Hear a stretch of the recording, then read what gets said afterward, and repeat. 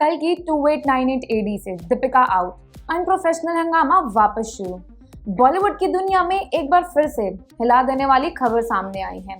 जी हाँ, मेकर्स ने अनाउंस कर दिया है कि दीपिका पादुकोण अब कल की 2898 AD2 का हिस्सा नहीं होंगी। मतलब प्रभास और अमिताभ बच्चन के साथ वाली इस मेगा प्रोजेक्ट के सीक्वल में दीपिका की एग्जिट ने फैंस को शॉक कर दिया है। विजयंती मूवीज ने अपना ऑफिशियल स्टेटमेंट रिलीज करके बोला, we have decided to part ways with Deepika Padukone. कल की जैसे प्रोजेक्ट को और भी ज्यादा कमिटमेंट की जरूरत है और हम उनके फ्यूचर प्रोजेक्ट्स के लिए उन्हें बेस्ट विशेस देते हैं। लेकिन असली मसाला तो यहाँ था, ये पहला प्रोजेक्ट नहीं है जो दीपिका के हाथ से गया। इससे पहले भी उन्हें संदीप रेड्डी वांगा की फिल्म स्क्रिप्ट से रिप्लेस करके तृप्ति डिमरी को कास्ट कर लिया गया था। रूमर्स के मुताबिक कल्कि के सीक्वल के लिए दीपिका की डेट्स एटली की अगले प्रोजेक्ट्स को दे दी गई थी और मॉनेटरी नेगोशिएशंस भी फेल हो गए।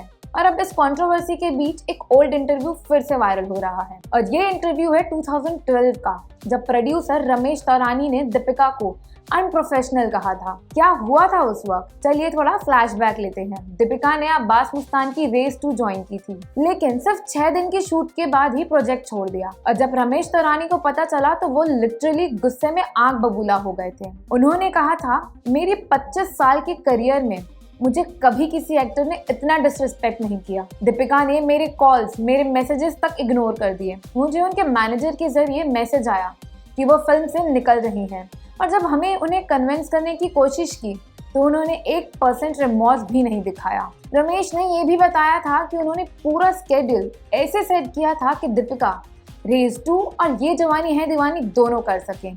लेकिन दीपिका लीगली बोल रही थी कि उनको एक हॉलीवुड प्रोजेक्ट मिल गया है और इसी वजह से उन्होंने रेस 2 से वॉकआउट करने का डिसाइड कर लिया। बाद में रमेश तौरानी को मजबूरन कंप्लेंट फाइल करनी पड़ी CINTAA और AMPTPP के पास। हालांकि कुछ दिन बाद सिचुएशन सेटल हुई और दीपिका फिर से रेस 2 में वापस आई और देखिए वही फिल्म बन गई 2013 के लिए उनके करियर का एक इम्पॉर्टेंट माइलस्टोन।